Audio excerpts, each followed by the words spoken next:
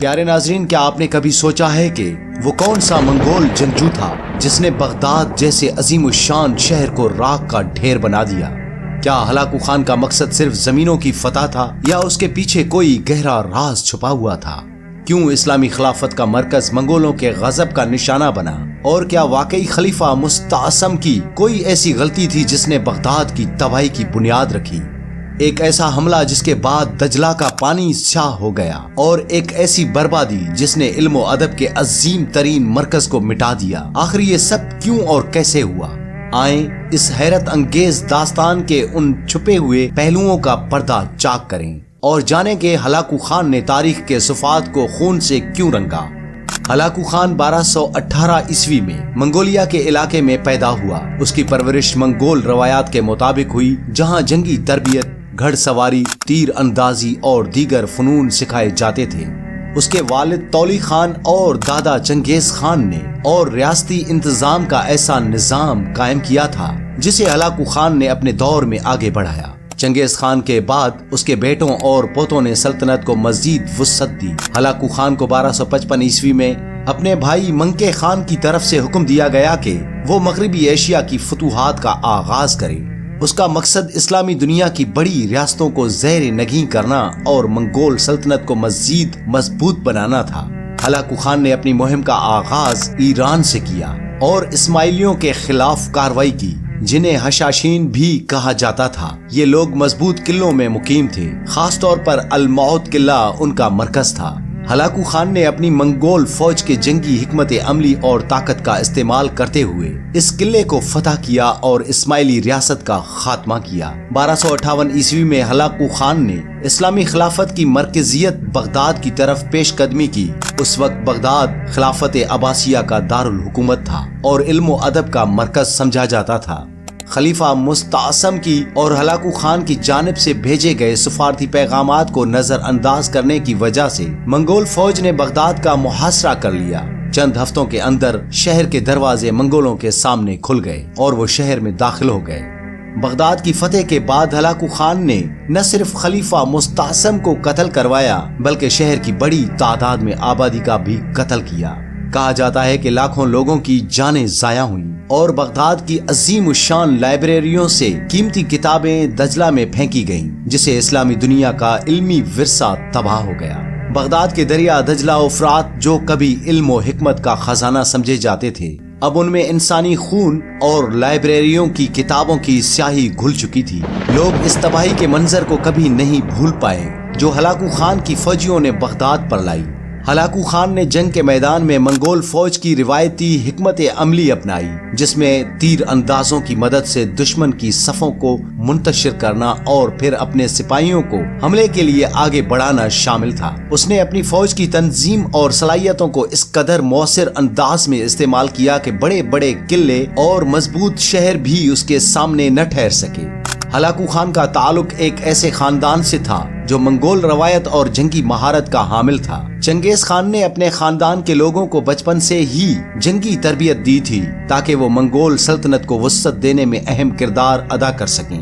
Hulagu Khan کو بھی اسی طرح کی تربیت ملی، جس میں نہ صرف گھڑ سواری اور تیر اندازی شامل تھی بلکہ سخت حالات میں زندہ رہنے کی مہارت بھی سکھائی جاتی تھی۔ اس کی شخصیت میں جو بے رحمی اور فیصلہ سازی کی صلاحیت تھی، وہ منگولوں کی فطری جنگی حکمت عملی کا حصہ تھی۔ چنگیز خان کے بعد منگول سلطنت کو مزید وسعت دینے کا کام اس کے بیٹوں اور پوتوں نے سنبھالا۔ جب ہلاکو خان اپنے بھائی کی طرف سے مغربی علاقوں کی مہم پر بھیجا گیا تو اس کا مقصد نہ صرف زمینوں کو فتح کرنا تھا بلکہ ان علاقوں کی دولت اور وسائل کو منگول سلطنت کی طاقت کو بڑھانے کے لیے استعمال کرنا تھا۔ اس مہم کی تیاری کے دوران منگول فوج کو بہترین اسلحہ، سپاہی اور حکمت عملی فراہم کی گئی۔ 1256 عیسوی میں ہلاکو خان نے ایران کے مختلف قلعوں پر حملے کیے، جن میں اسماعیلیہ کے قلعے خاص طور پر شامل تھے۔ حسن بن صباح کے ماننے والوں نے مختلف قلعوں میں اپنے مضبوط مراکز قائم کیے تھے، جنہیں حشاشین کے نام سے بھی جانا جاتا تھا۔ ان قلعوں کی فتح منگول فوج کے لیے ایک اہم مقصد تھا، کیونکہ اسماعیلیہ کا اثر و رسوخ اور حکمت عملی مختلف علاقوں میں پھیل چکی تھی۔ ہلاکو خان نے بڑی چالاکی کے ساتھ ان قلعوں کا محاصرہ کیا، جس کے نتیجے میں الموت قلعہ اور دیگر مضبوط مراکز فتح ہو گئے۔ ہلاکو خان کی سب سے اہم اور تاریخی فتح بغداد کی تھی، جو اس وقت اسلامی دنیا کا مرکز اور خلافت عباسیہ کا دارالحکومت تھا۔ بغداد کی فتح کا مقصد صرف شہر کو زہر کرنا نہیں تھا، بلکہ ایک مضبوط پیغام دینا تھا کہ منگول سلطنت کی طاقت کا مقابلہ کوئی بھی نہیں کر سکتا۔ خلیفہ مستعصم نے منگول سفیروں کے پیغام کو نظر انداز کیا اور ہلاکو خان کی افواج کا مقابلہ کرنے کی تیاری نہیں کی، جس کی وجہ سے بغداد کی قسمت بدل گئی۔ جب ہلاکو خان کی فوجیں بغداد کے قریب پہنچی تو شہر کا محاصرہ کر لیا گیا۔ منگولوں نے نہ صرف زمینی راستوں کو بند کیا بلکہ دریاؤں کے راستے سے بھی شہر کی سپلائی کو کاٹ دیا۔ یہ محاصرہ کئی ہفتے جاری رہا، جس کے بعد بغداد کی دیواریں منگول فوج کے سامنے ڈہ گئیں۔ منگولوں نے شہر میں داخل ہوتے ہی نہ صرف عوام کا قتل عام کیا بلکہ شہر کے املاک کو بھی تباہ کر دیا۔ تاریخی روایات کے مطابق بغداد میں اتنی بڑی تعداد میں لوگ مارے گئے کہ شہر کی گلیاں لاشوں سے بھر گئیں۔ خلیفہ مستعصم کو گرفتار کر لیا گیا اور اس کے انجام کے بارے میں مختلف روایات میں کہا جاتا ہے کہ منگولوں نے خلیفہ کو اس کے خزانے کے پاس بھوکا پیاسا چھوڑ دیا تاکہ وہ خود دیکھ سکے کہ اس کی دولت اسے بچانے کے کام نہیں آ رہی۔ ایک اور روایت کے مطابق خلیفے کو قالین میں لپیٹ کر گھوڑوں کے پیروں تلے رونت دیا گیا تاکہ خون نہ بہے، کیونکہ منگول روایت کے مطابق بادشاہوں کا خون زمین پر نہیں گرایا جاتا تھا۔ بغداد نہ صرف اسلامی خلافت کا مرکز تھا بلکہ علم و ادب کا بھی گہوارہ تھا۔ یہاں کی لائبریریاں دنیا کی بہترین علمی ذخائر کا گھر سمجھی جاتی تھیں۔ بیت الحکمت جیسی عظیم لائبریریاں بھی تھیں جن میں نادر و نایاب کتابیں اور علمی دستاویزات موجود تھیں۔ جب منگولوں نے بغداد کو فتح کیا تو ان کی کتابوں کو دریائے دجلہ میں پھینک دیا گیا، یہاں تک کہ کہا جاتا ہے کہ دریا کا پانی کتابوں کی سیاہی سے سیاہ ہو گیا۔ بغداد کی فتح نے نہ صرف خلافت عباسیہ کا خاتمہ کیا بلکہ اسلامی دنیا پر گہرے اثرات مرتب کیے۔ یہ واقعہ اسلامی تاریخ کے بڑے سانحات میں شمار ہوتا ہے اور اس کے بعد اسلامی دنیا کی علمی، ثقافتی اور سیاسی حیثیت کو سخت دھچکا پہنچا۔ بغداد کے بعد بہت سے مسلمان حکمرانوں کو اپنی سلطنتوں کا تحفظ کرنے کے لیے نئے طریقے تلاش کرنے پڑے۔ بغداد کی فتح کے بعد ہلاکو خان نے شام کی طرف پیش قدمی کی اور حلب سمیت کئی شہر فتح کیے۔ اس کا اگلا ہدف مصر کی مملوک سلطنت تھی، جو منگولوں کے لیے ایک بڑا چیلنج تھی۔ عین جالود کی مشہور جنگ میں مملوک فوج نے منگولوں کا مقابلہ کیا اور ان کی پیش قدمی کو روک دیا۔ یہ جنگ تاریخی اعتبار سے اہم تھی کیونکہ اس نے منگولوں کو مشرق وسطی میں مزید پیش قدمی سے روک دیا۔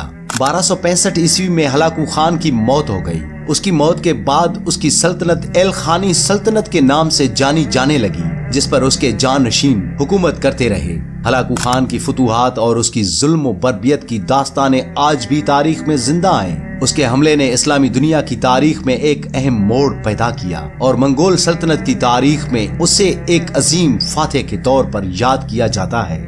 ہلاکو خان کی شخصیت کو تاریخ میں مختلف زاویوں سے دیکھا گیا ہے۔ کچھ لوگ اسے ایک بہادر اور نڈر فاتح کے طور پر دیکھتے ہیں جس نے اپنے مقصد کے لیے ہر ممکن کوشش کی، جبکہ دوسرے لوگ اسے ظلم و جبر کا علم بردار سمجھتے ہیں جس نے ہزاروں معصوم لوگوں کی جانیں لیں۔